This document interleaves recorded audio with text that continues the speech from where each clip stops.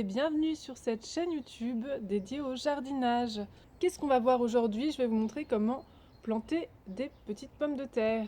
Alors vous vous demandez sans doute où est-ce que j'ai trouvé toutes ces pommes de terre. Certains les achètent en jardinerie. Personnellement je trouve qu'on est assez étourdi dans la vie pour oublier des patates dans un coin de la cuisine. C'est le résultat de ces patates. Pourquoi certaines sont plus hautes que d'autres? Eh bien tout simplement parce que celles-là ont commencé à germer, mais elles n'avaient pas de lumière, elles étaient dans le sac. Ouh les pauvres petites choupinettes. Et celles-là, je les ai mises à la lumière pour qu'elles germent. On voit bien la différence. Il vaut mieux les mettre à la lumière pour que ça germe, parce que les plants sont plus forts. Alors je vous parle des pommes de terre aujourd'hui, parce que c'est le moment de les planter. Ça se plante en avril, quand ces magnifiques petits lilas fleurissent. Approchons-nous.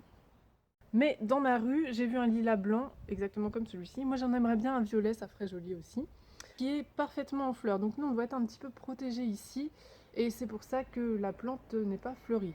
Mais pensez à votre microclimat à vous. Donc tant que c'est pas fleuri, vous attendez. Donc moi, j'ai décidé de le faire maintenant parce qu'il fait beau, que les fleurs de lilas sont presque épanouies et qu'elles attirent déjà pas mal de butineurs. Et qu'elle commence à sentir bon. Et surtout que mercredi, jeudi, vendredi, il fait moche. Alors aujourd'hui, pour ces pommes de terre, je vais vous montrer trois techniques de culture. Une technique adaptée au balcon, que vous pourrez retrouver sur mon blog jardinerbioblog.com. Je vous mettrai un lien dans la description sous cette vidéo.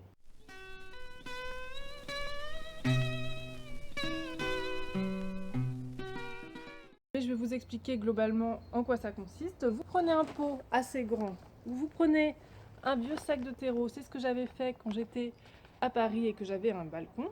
Donc c'est assez moche, hein. Donc moi je vais m'en débarrasser, mais bon, voilà l'idée. Vous n'oubliez pas de percer des trous de vos vieux sacs de terreau. Alors pourquoi un sac de terreau? Eh bien parce que c'est pratique, on peut l'enrouler comme ceci. Ah, cette pyramide me gêne. Vous voyez rien. Parce qu'on peut l'enrouler comme ceci. Et le réenrouler pour suivre la progression de la pomme de terre et pour pouvoir la recouvrir de terre au fur et à mesure qu'elle grandit. Donc ça c'est une technique qui marche plutôt pas mal. J'avais récolté quelques patates quand même, j'avais fait 3 sacs. Et puis ça fait une belle présence sur le balcon parce que ça fait de jolies feuilles. Ensuite, bon, on va s'intéresser au jardin.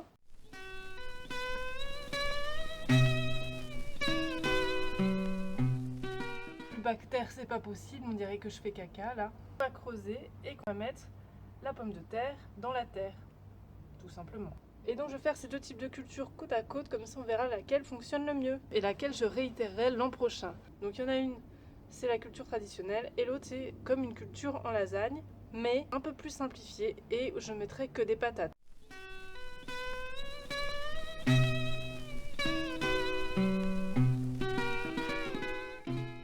Là je vais juste faire d'ici à ici. Un endroit du jardin où il n'y a rien. Oh la jolie butte. J'ai choisi également ce coin ici sur ce mur particulièrement moche.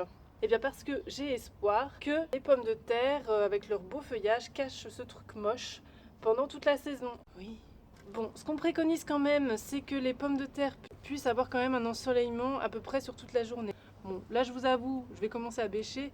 Ça me plaît pas non plus des masses, hein. Oh bah dis donc, c'est bien dur.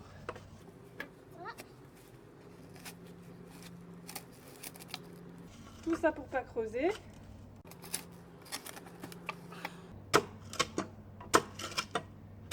C'est hyper dur. On est sur le pire endroit du jardin. Donc je vais m'arrêter là et je vais planter une seule patate. Et le reste, ça sera en lasagne, hein. On va pas non plus se casser le dos, hein. Alors voilà, j'ai sué sang et eau. Je vous emmène avec moi voir. Alors, comme vous pouvez le constater, je viens de creuser une jolie fosse. C'est profond, mais pas trop. En même temps, il y avait trop de cailloux, donc j'ai abandonné assez vite. Oh, c'est beau. Il faut l'enterrer au minimum 30 cm. Une fois que vous aurez mis la pomme de terre, je vais le faire en image, hein, ce sera mieux quand même. Je vais prendre ma plus grosse pomme de terre. Oui. Et je vais venir la planter. Je vois pas ce que je montre, putain. Ici. Merde. Germe vers le haut. Oui, parce que sinon vers le bas, ça va rien donner, hein. et d'une profondeur d'à peu près 30 cm. Après, vous recouvrez donc de terre et une fois que les premières feuilles sortent et qu'elles font 15 cm, vous les butez. C'est-à-dire que vous recouvrez les premières feuilles de terre et vous laissez genre 2-3 feuilles sur le haut. Ça va l'amener à se dire mince, je suis recouvert de terre, vite, il faut que je produise. Je vais la recouvrir de terre et je vous retrouve tout de suite.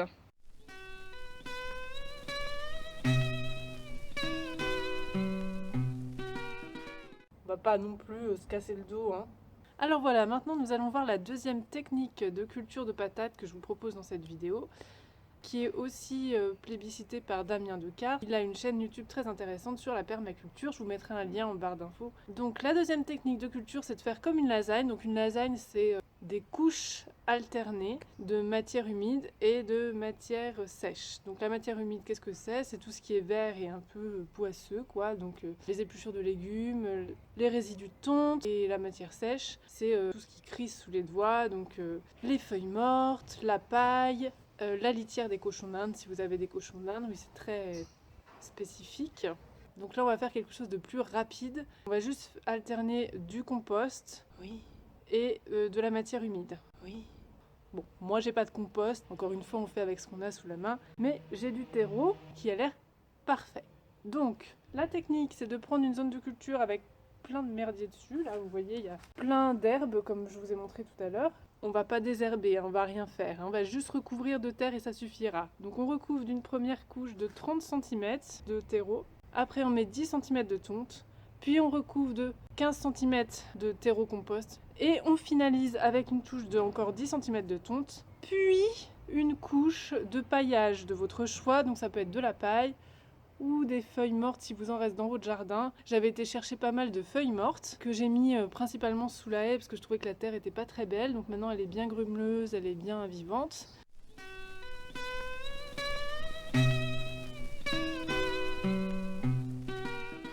Nous allons maintenant nous mettre au travail et tout de suite mettre du terreau ou du compost. 30 cm. J'ai pris un gros sac. Évidemment, vous adaptez votre zone de culture au nombre de patates que vous avez à planter. Moi, j'en ai que 9, hein, donc petit comme ça ira. Parce qu'il faut espacer les plants de patates, à peu près 10 cm, c'est la permaculture. On n'espace pas. Chaque parcelle peut être exploitée à son maximum. Moi, je vais planter sur le haut de la butte, sur le bas de la butte, et sur tous les côtés. Les légumes, ça aime bien être entre soi, hein, ne pas se sentir trop seul. Vous voyez? Oui. Allez, on y va. Donc, j'ai avancé, voilà ce que ça donne. Donc là, j'ai mis que la première couche de 30 cm de terreau.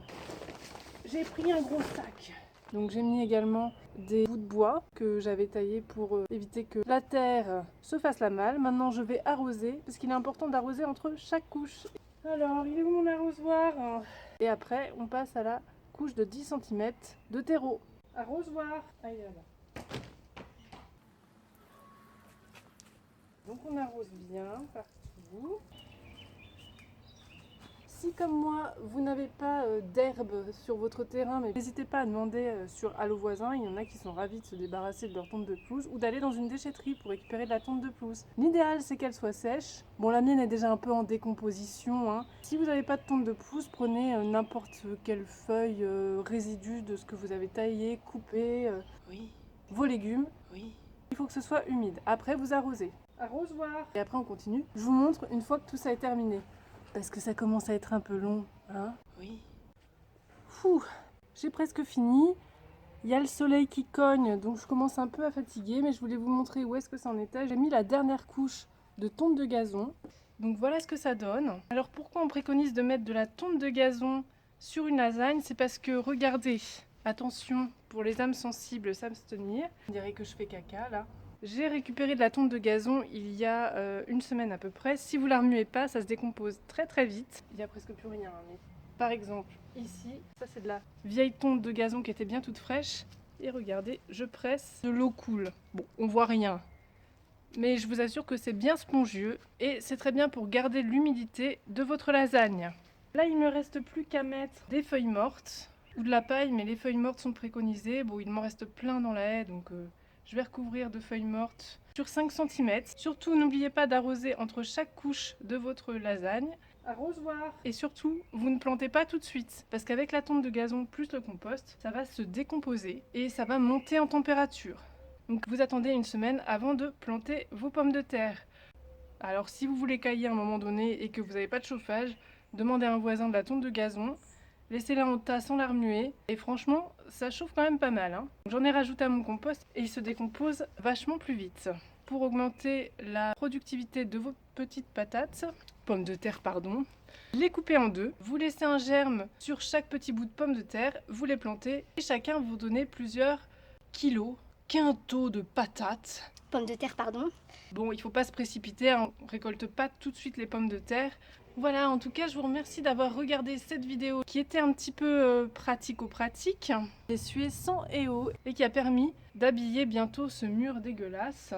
Bon, pour l'instant, c'est un peu sale, hein. Je vous invite à vous abonner à la chaîne si ce n'est pas encore fait et à cliquer sur la cloche pour ne louper aucune vidéo. Il y aura bientôt l'épisode 2 pour savoir ce que sont devenues mes patates. Sinon, vous pouvez aussi aller voir mon blog jardinerbioblog.com et également voir mes autres vidéos sur la chaîne qui ne sont pas dédiées au jardinage, mais à des événements du quotidien tournés en ridicule. N'hésitez pas à aller les voir.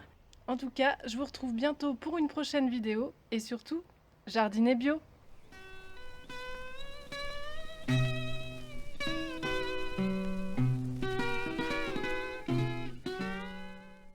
Voilà, donc maintenant nous atteignons la deuxième partie de cette vidéo.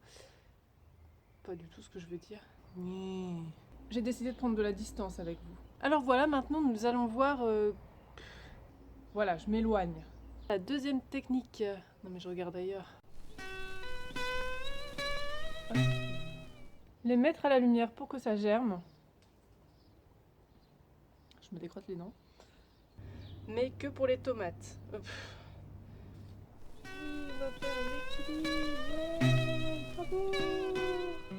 Alors, comme vous pouvez le constater, je viens de creuser une jolie fosse pour enterrer un cadavre. Excusez-moi, je rote.